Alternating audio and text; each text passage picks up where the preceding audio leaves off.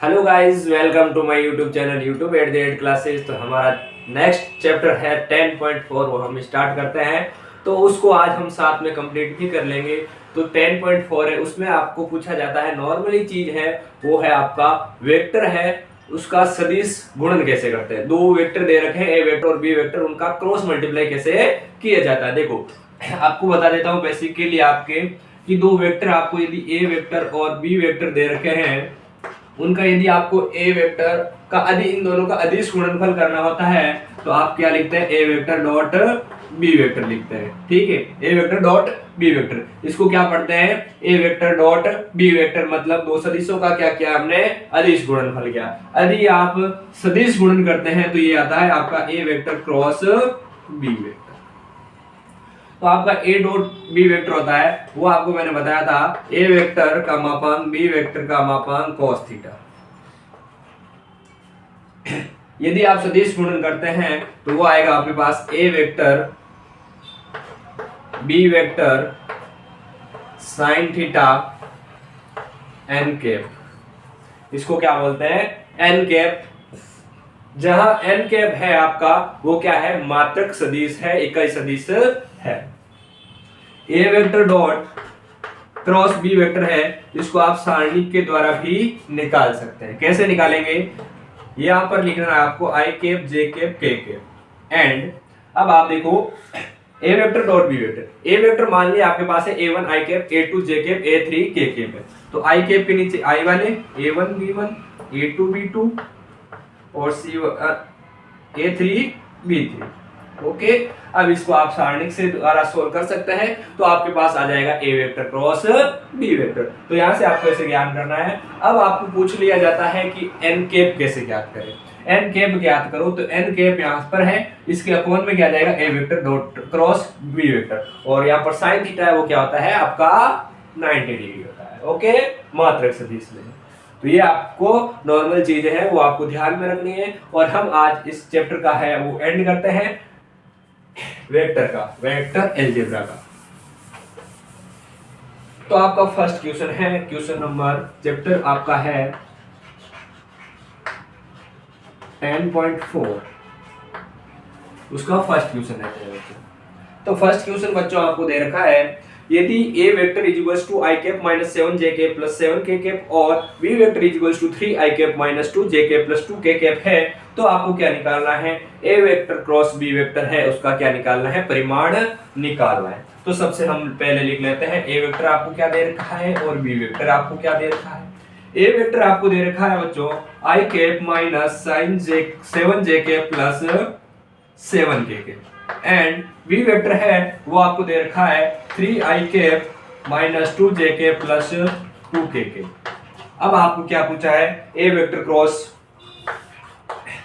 B vector है, इसका आपको निकालना क्या है, परिमाण निकालना है। तो आपको परिमाण निकालने के लिए क्या करना होगा, आप दो तरीके से परिमाण निकाल सकते हैं। एक तो A cross B vector is equal to क्या होता है, ए वेक्टर का परिमाण बी वेक्टर का परिमाण sin थीटा n कैप। तो यहाँ पर आपके पास ना थीटा दे रखा है ना कुछ दे रखा है, तो आप कैसे करेंगे, सबसे पहले ए वेक्टर क्रॉस बी वेक्टर निकालेंगे, किसकी सहायता से, डिटरमिनेंट की सहायता से। तो डिटरमिनेंट किस तरीके से याद करते हैं, आई कैप जे कैप और के कैप। आई कैप वाले कौन कौन है, देखो 1 है और यहाँ पर 3।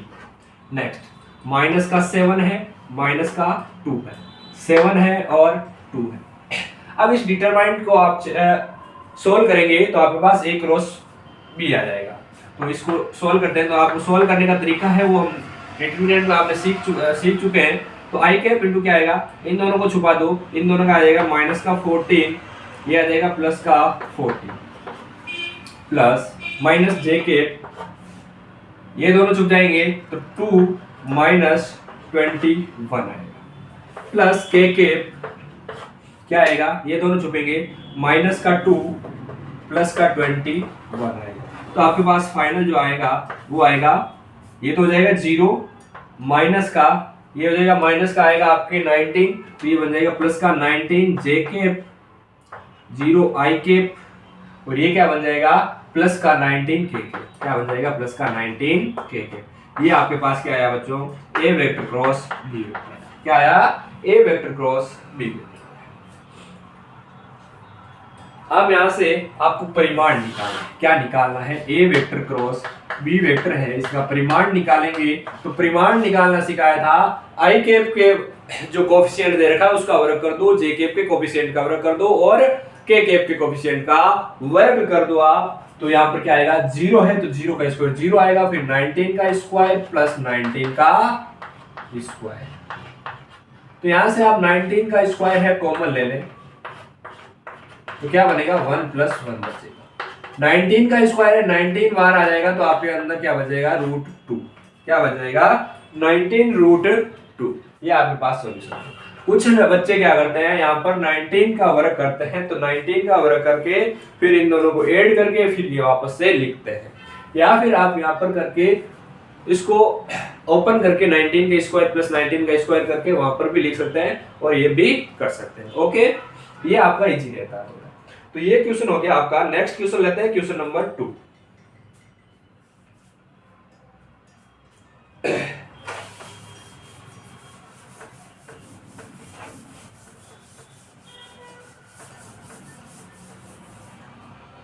क्वेश्चन नंबर 2 लेते हैं।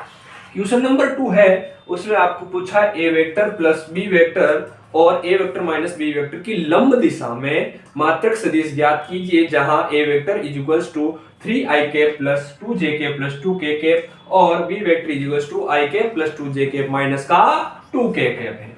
तो लिखते हैं पहले, ए वेक्टर आपको दे रखा है 3i cap plus 2j cap plus 2k cap. B vector आपको दे रखा है i cap plus 2j cap minus 2k cap. अब आपको क्या निकालना है? A vector plus B vector और A vector minus B vector की लंब दिशा में आपको क्या निकालना है? इसका मात्रक सदिश निकालना है, यानी एन कैप निकालना है।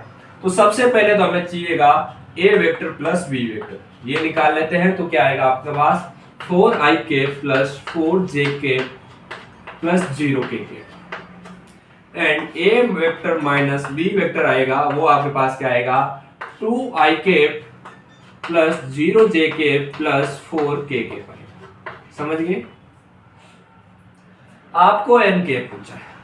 मान लो ये पूरा ए वेक्टर है और ये बी वेक्टर है, आप किस तरीके से निकालते थे इसका फॉर्मूला मैंने बताया था, A vector cross B vector upon A vector cross B vector का परिमाण। तो यहां पर आ जाएगा आपके पास A vector cross A vector plus B vector cross A vector minus B vector का बी वेक्टर अपॉन परिमाण आ जाएगा A vector plus B vector cross A vector minus B vector. ये आपके पास आ जाएगा। ठीक है, आपको लंब दिशा में पूछा है, मतलब साइन थीटा कितना हो गया? 90 हो गया। तो यहाँ पर जब आप साइन थीटा लेते हैं तो साइन 90 क्या हो जाएगा? आपका 1 हो जाएगा। तो यहाँ से साइन थीटा कैंसिल। अब ए वेक्टर प्लस इन दोनों का आपको क्या निकालना पड़ेगा? सारणिक से मान निकालना पड़ेगा। तो चलो निकालते हैं। A vector plus B vector cross A vector minus B vector निकालना। तो क्या आएगा? I cap J cap K cap क्या है? 440 204 मान क्या आएगा? I cap into 16 minus J कितना आएगा? 16 प्लस के कैप क्या आ जाएगा? 0 माइनस का 8।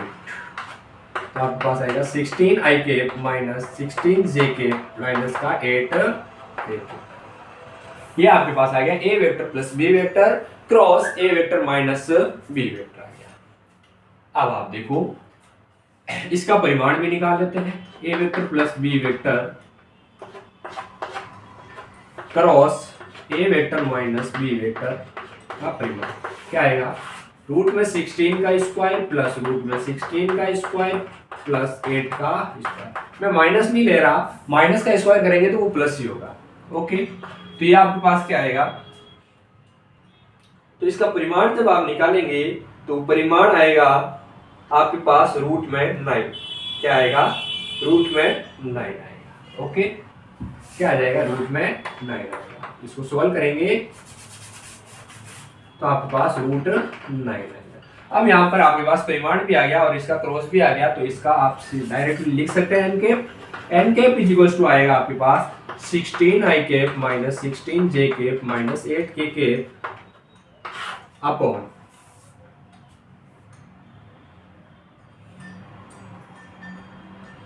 इसका आएगा 8√9। क्या आएगा? 8√9। Okay, upon 8√9। अब यहाँ से आप ऊपर से 8 कॉमन लेंगे तो 8 से 8 कैंसिल हो जाएगा और बचेगा आपके पास 2 आई कैप माइनस 2 जे कैप माइनस के कैप अपॉन रूट में 9। ये आपके पास आ जाएगा इसका सॉल्यूशन। ओके, तो ये आपका क्वेश्चन नंबर सेकंड है, वो आपका कंप्लीट हुआ। नोट करें, उसके बाद लेते हैं हम नेक्स्ट क्वेश्चन नंबर 3। √9 को आप 3 भी लिख सकते हैं।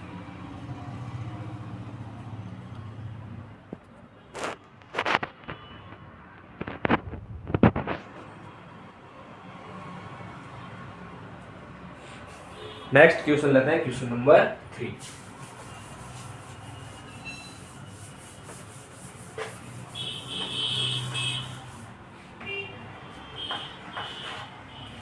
क्वेश्चन नंबर 3 लेते हैं।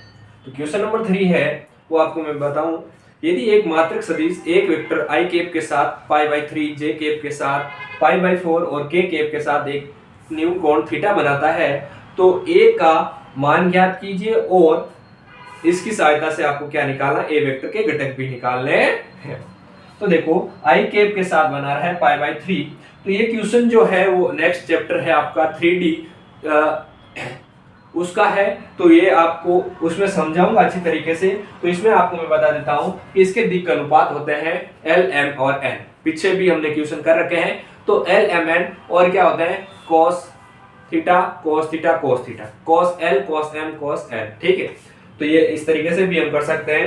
तो सबसे पहले आपको बताऊं कि आपका i कैप के साथ कितना दे रखा है कोण, i कैप के साथ दे रखा है π/3, तो cos π/3 cos π/3 कितना होता है cos 16, cos 16 का वैल्यू कितनी होती है 1/2 आ जाएगा। नेक्स्ट आपको दे रखा है j कैप के साथ है π/3, ये i कैप के साथ हो गया, j कैप के साथ होगा cos π/4, वो कितना हो गया 1/√2 होता है। क्या होता है √2। अब आप देखो cos L plus cos M plus cos N is equal to 1 के बराबर कितना होता है 1 के इक्वल होता है। तो यहां से आप इसका नेक्स्ट जो कोण आएगा वो भी आप निकाल सकते हैं। कैसे, ये आपको दे नहीं रखा है, ठीक है, ये आपको दे नहीं रखा है। यहाँ पर x y z भी दे सकते हैं आप, x y z भी दे सकते हैं। ओके, तो ये आपको दे रखा है, ये 1/2 आएगा, ये आपके पास आएगा 1/√2 plus cos z is equal to 1। तो cos z आएगा वो क्या आएगा आपके पास, ये गया इधर तो माइनस का 1/2 आएगा और ये आ जाएगा 1/√2 आएगा। क्या आएगा 1/√2, सबका स्क्वायर होता है। ठीक है, इसका भी स्क्वायर आएगा, यहाँ पे देखो स्क्वायर, इसका भी स्क्वायर और इसका भी स्क्वायर। क्या आ जाएगा इसका square 1/4 plus 1/2 plus cos square z by equal to 1। तो 1/4 प्लस 1/2 कितना हो जाएगा, इसको ये लिख सकता हूँ 3/4, उधर जाएगा तो cos z is equal to 1 minus 3/4, 4 minus 3 1/4, जो क्या आ जाएगा 1/2 आएगा। cos z क्या आएगा 1/2, यानी z का क्या आया कोण π/4 आया। तो आपके पास ये तीनों घटक भी आ गए और क्या आ गया z भी आ गया। तो घटक क्या आया आपके पास 1/2, 1/√2 और 1/2। ये आपके पास तीन घटक भी आ गए। ओके, और थीटा आपके पास क्या आ गया, ये आ गया। ओके बच्चों, नेक्स्ट क्वेश्चन लेते हैं, क्वेश्चन नंबर 4।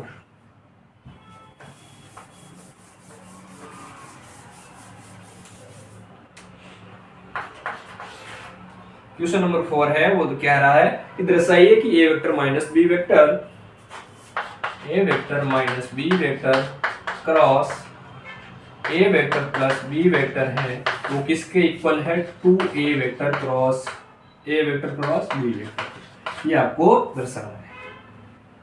तो चलो भाई इधर साथ देते हैं। तो पहले इनका इसके साथ वो मल्टीप्लाई होगा, तो करो LHS ले रहा हूं मैं पहले, इससे हमें RHS निकालना। ए वेक्टर क्रॉस क्या आएगा, A vector plus B vector, फिर क्या है ये माइनस बी वेक्टर, क्रॉस क्या आएगा A vector plus B vector. तो यहाँ से A vector cross A vector आएगा, A vector cross A vector, फिर plus A vector cross B vector, minus B vector cross A vector, और यहाँ पे क्या आ जाएगा माइनस का B vector cross B vector.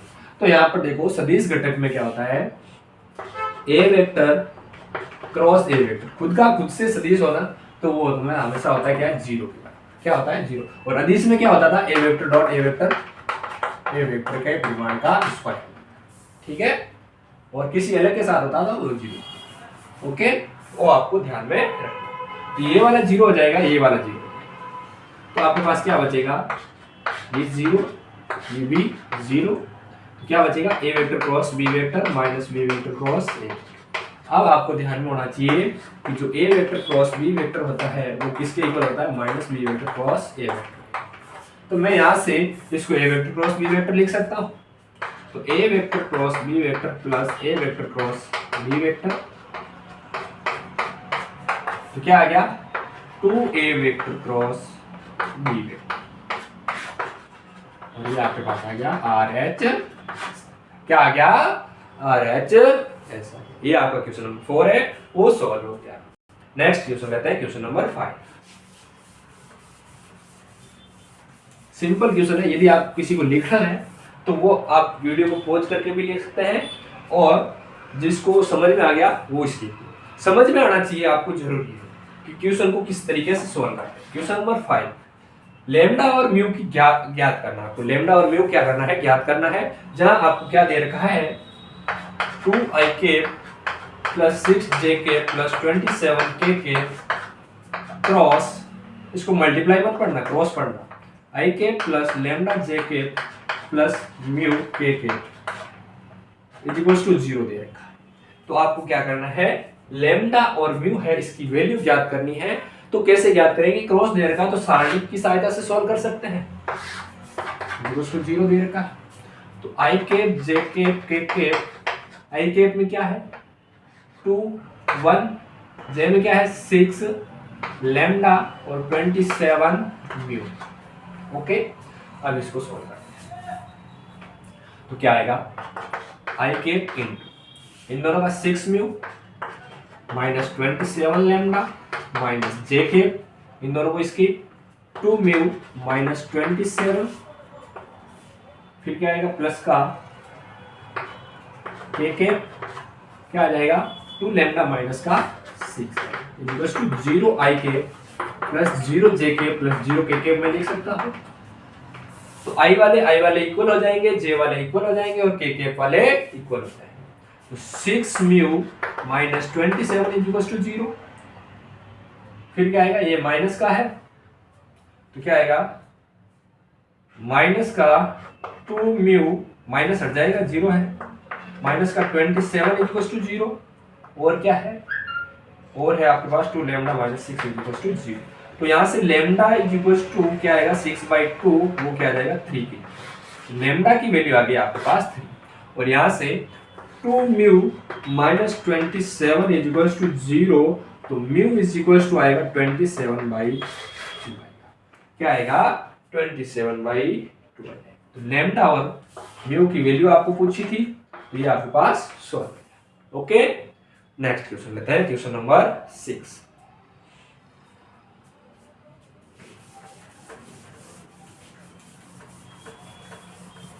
Question number 6 को अच्छी तरीके से समझना।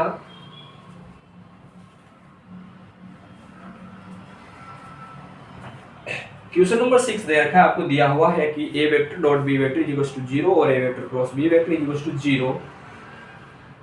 सदिश ए वेक्टर और बी वेक्टर के बारे में आप क्या निष्कर्ष निकाल सकते हैं। तो देखो क्या निष्कर्ष निकलता है भाई। Question number 6, A vector dot B vector equals to 0 दे रखा है, और A vector cross B vector भी क्या दे रखा है 0 दे रखा है। तो यहां से देखो A vector dot B vector equals to 0 मतलब क्या है कि ए वेक्टर भी 0 है और बी वेक्टर 0 है, ए वेक्टर 0 और बी वेक्टर है वो क्या है, वो भी 0 है, या ए वेक्टर लंबवत है किसके, बी वेक्टर। और यदि आपके पास A vector cross B vector है वो क्या होगा, 0। यही 3 कंडीशन होती है। ये 0 कब आएगा, या तो ए वेक्टर 0 होगा या बी वेक्टर 0 होगा या ये दोनों क्या हो, लंबवत हो। अब इसमें क्या आएगा, ए वेक्टर 0 हो या बी वेक्टर 0 हो या फिर क्या हो, ए वेक्टर और बी वेक्टर क्या हो, पैरेलल, क्या हो, parallel.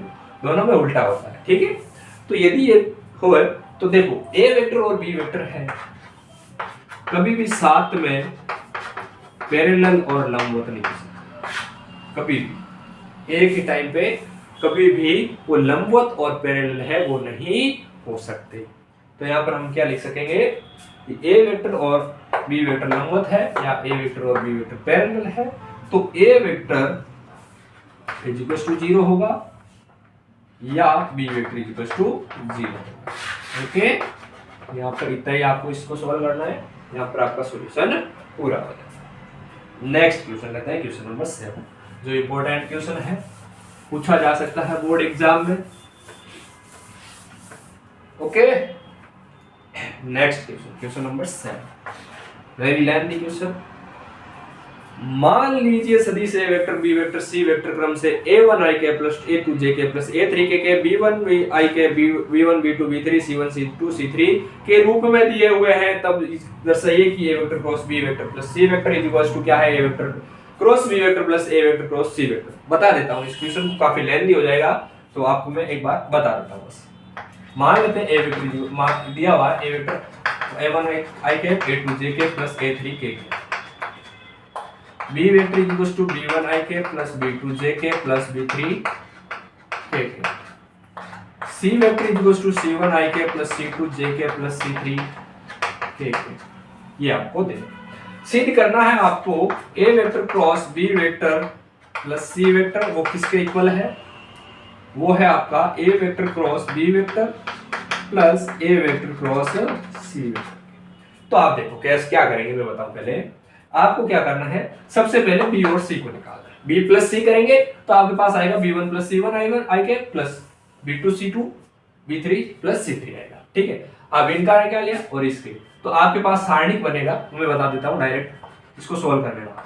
A vector cross B vector b1 plus C vector equal to आपको क्या लिखना है, i के प्लस j के प्लस k के। सारणिक आप सॉल्व करेंगे खुद, a1 a2 a3 b1 plus c1 b2 plus c2 और b3 प्लस c3। इसको सॉल्व करने पर, इसको सॉल्व करेंगे आपके पास कुछ आंसर आएगा, ठीक है। और इसमें क्या करेंगे, ए वेक्टर क्रॉस बी वेक्टर, तो A vector cross B vector कैसे निकालेंगे, देखो मैं बता देता हूं, यहां पर लिख देता हूं, A vector cross B vector plus A vector cross C vector equals to क्या लिखेंगे आप, I cap J cap K cap a1 b1 a1 a2 a3 b1 b2 b3 plus i cap j cap k cap a1 a2 a3 c1 c2 c3। तो इन दोनों को solve करने पर जो answer आएगा और इसको सोल्व करने पर जो आंसर आएगा वो दोनों क्या आने चाहिए, इक्वल आने चाहिए। और इक्वल आएंगे भाई साहब, क्या आएंगे, इक्वल आएंगे। यदि आप लोगों का इक्वल नहीं आ रहे हैं तो आपने कहीं पर भी मिस्टेक की होगी, तो आप इसको चेक करना। ओके, तो इस क्वेश्चन को आपको खुद को सोल्व करना है। इस तरीके से बता दिया मैंने किस तरीके से आपको सोल्व करने हैं। ओके, नेक्स्ट क्वेश्चन लेते हैं, क्वेश्चन नंबर 8। पिछले चैप्टर था आपका जो 10.3, उसमें भी एक अदिश गुणनफल में पूछ रखा था कि विलोम सत्य है कि नहीं, उसी तरीके का एक क्वेश्चन भी है। क्वेश्चन नंबर 8, क्वेश्चन नंबर 8 में आपको पूछ रखा है, यदि a vector is equal to 0 b vector is equal to 0 a vector cross b vector is equal to 0 है, होता है क्या विलोम सत्य है, उदाहरण सहित अपने उत्तर की पुष्टि करें। तो देखो आपको दे रखा है a vector is equal to 0 b vector is equal to 0 a cross b equal to 0, ये आपको दे रखा। तो देखो ए वेक्टर 0 है, मतलब क्या होगा, ए का परिमाण भी क्या होगा, 0 होगा, बी का परिमाण भी क्या होगा, 0 होगा। होगा या नहीं होगा? तो आप देखो ए वेक्टर जो बी वेक्टर होता है वो क्या आएगा, A vector cross B vector क्या होता है, ए वेक्टर का परिमाण बी वेक्टर का परिमाण साइन थीटा एन कैप, यही होगा। अब ए वेक्टर के भी और बी वेक्टर के बीच कौन थीटा मान लिया आपने, तो साइन थीटा है, तो यहाँ पर आप किसी एक की वैल्यू 0 रखेंगे, किसी भी ए वेक्टर की वैल्यू 0 रखते हैं तो आपके पास क्या आएगा, 0 ही आएगा। A vector cross B vector क्या आएगा, 0 ही आएगा। अब आपको ये तो हो गया, अब आप इसका विलोम लेते हैं। मान लो आपके पास ए वेक्टर दे रखा a1 i cap plus a2 j cap plus a3 k cap, और एक अन्य वेक्टर दे रखा है B vector p a1 i cap plus p a2 j cap plus p a3 k cap, मान लो ये दे, ठीक है। और ये दोनों क्या है, समांतर है। क्या है, मान लो समांतर है। तो समांतर के लिए क्या करेंगे, ए वेक्टर और बी वेक्टर थीटा क्या होगा, समांतर के लिए थीटा होगा 0। क्या होगा, समांतर के लिए थीटा 0। तो ए वेक्टर और बी वेक्टर का निकालेंगे आप, तो क्या आएगा, ए वेक्टर का परिमाण बी वेक्टर का परिमाण साइन थीटा, ठीक है, साइन थीटा एन कैप, यही आएगा, जो क्या बन जाएगा, 0। क्या बन जाएगा, 0। क्यों, थीटा 0 है तो साइन थीटा साइन 0 क्या हो जाएगा, 0। तो ए वेक्टर बी वेक्टर क्या आया, 0 आया। ए वेक्टर क्रॉस बी वेक्टर क्या आया, 0 आया। तो आप देख सकते हैं यदि इन दोनों का परिमाण 0 है तो भी आपका पास A vector cross B vector 0 आ रहा है, और यदि आपके पास दोनों जो वेक्टर दे रखे हैं वो पैरेलल हैं तो भी आपके पास A vector cross B vector क्या आ रहा है, 0 आ रहा है। तो दोनों विलोम हुए कि नहीं हुए, नहीं, दोनों का वैल्यू सेम आ रही है, कहां विलोम हुआ। यदि 0 नहीं आता तो विलोम होता, यहाँ पर 0 आ गया तो विलोम नहीं होगा। तो ये आपके पास क्या आंसर आ जाएगा, ये तथ्यांक ऐसा सत्य नहीं, विलोम होना सत्य नहीं। ओके, ये आपके पास 16। अब लेते हैं नेक्स्ट क्वेश्चन, क्वेश्चन नंबर 9। आपने छोटी क्लासों में त्रिभुज का क्षेत्रफल निकालना सीखा होगा, तो किस सूत्र से निकाल देते हैं हम, हीरोइड का सूत्र। कौन सा सूत्र, हीरोइड का सूत्र। लेकिन यहाँ पर हमें वेक्टर की रूप सहायता से क्या निकालना है, त्रिभुज का क्षेत्रफल निकालना है। हमने हमारे एक जो 12th क्लास में एक और सीखा था त्रिभुज का क्षेत्रफल, कहां पर लिखा था आप कमेंट बॉक्स में जरूर बताना। ओके, ठीक। किस चैप्टर में हमने त्रिभुज का क्षेत्रफल निकाला था, बताना जरूर, याद रखना इस question. Okay, question number 9। Question number 9 है, एक त्रिभुज का क्षेत्रफल ज्ञात कीजिए जिसके शीर्ष दे रखे हैं ए बी सी, तीनों के पॉइंट दे रखे हैं, मतलब स्थिति सदिश दे रखे हैं। तो स्थिति सदिश को पहले तो हम क्या करेंगे, सदिश रूप में लिखेंगे। तो चलो ए ओ ए निकाल देता, मैं सीधा ही लिख रहा हूं, पॉइंट नहीं लिख रहा। आई के plus J K plus 2k, O B vector is equals to 2ik plus 3jk plus 5kk, and O C vector is equals to ik plus 5jk plus 5kk। Okay, ये आपको दे रखे। तो त्रिभुज का क्षेत्रफल होता है वेक्टर में, वो होता है त्रिभुज का क्षेत्रफल equals to 1/2 A B vector cross A C vector, उसका परिमाण 1/2 से मल्टीप्लाई करें। तो ए बी वेक्टर और ए सी वेक्टर चाहिए हमें, तो ए बी वेक्टर निकालते हैं। तो ए बी वेक्टर आपको क्या होगा, ओ बी वेक्टर माइनस ओ ए वेक्टर, क्या आएगा, ओ बी माइनस ओ ए करो, 2 में से 1 गया आई के, 3 में से 1 गया 2, प्लस का 2jk और प्लस का 3k आ गया।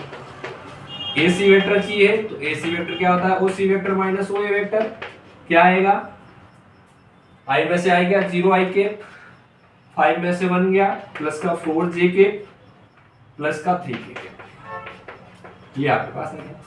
अब इन दोनों का क्या निकालो, आप दोनों का सदिश गुणन निकालो, सदिश गुणनफल निकालो। तो A B vector cross A C vector निकालते हैं, तो कैसे निकालेंगे, I vector J I cap J cap और के कैप, क्या क्या आएगा 1 2 3, और क्या आएगा 0 4 3, 0 4 3। ओके, तो आप इसको सॉल्व करते हैं। आई कैप इंटू क्या आएगा 6 माइनस 12 माइनस का 6 माइनस का जे कैप क्या आएगा 3 माइनस 0 आएगा प्लस का के कैप क्या आएगा 4 माइनस 0 ये आएगा। तो आपके पास आएगा माइनस का 6 आई कैप माइनस 3 जे कैप प्लस 4। ये आपके पास क्या आया बच्चों, ये आपके पास इसका सदिश गुणनफल आया। क्या आया, सदिश गुणनफल आया। तो अब आपको इनका निकालना है परिमाण। तो A vector cross A C vector, इसका परिमाण निकालते हैं तो आपके पास आएगा 6 का स्क्वायर प्लस 3 का स्क्वायर प्लस 4 का स्क्वायर, देन आपके पास आएगा 36 प्लस 9 प्लस 16, वो क्या आएगा 6 plus 9 15 plus 21, 2 carry 2 plus 1 3 plus 3 6, तो रूट का 16 आया। ये रूट का 16 क्या है आपके पास, इसका परिमाण आया। लेकिन कुछ क्या करते हैं बच्चे, यहाँ पर इस क्वेश्चन को सॉल्व करके छोड़ देते हैं और कहते हैं कि त्रिभुज का क्षेत्रफल आया। लेकिन त्रिभुज का क्षेत्रफल क्या होता है, त्रिभुज का क्षेत्रफल 1/2 A B vector cross A C vector होता है। तो 1/2 इंटू रूट में 16 रूट 16/2 वर्ग इकाई क्या आएगा, वर्ग इकाई आएगा। ये वर्ग इकाई लगाना जरूरी है। क्या है, वर्ग इकाई लगाना जरूरी होता है, वरना क्या पता चलेगा ये वर्ग किस में है, मीटर में है, किस में है, त्रिभुज का क्षेत्रफल। ओके, तो वर्ग इकाई ये लगाना अति आवश्यक। नेक्स्ट क्वेश्चन लेते हैं, क्वेश्चन नंबर 10।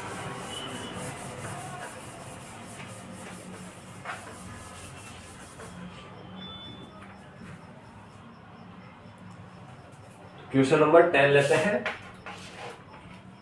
क्वेश्चन नंबर 10 है, वो दे रखा है एक समांतर चतुर्भुज का क्षेत्रफल ज्ञात कीजिए जिसकी की संलग्न भुजाएं है। क्या दे रखी है, ए वेक्टर इक्वल टू दे रखा आई कैप माइनस जे कैप प्लस 3k कैप, और बी वेक्टर है वो आपको दे रखा है 2 आई कैप माइनस 7 जे कैप प्लस k कैप। तो त्रिभुज का क्षेत्रफल जो होता है, सॉरी समांतर चतुर्भुज का क्षेत्रफल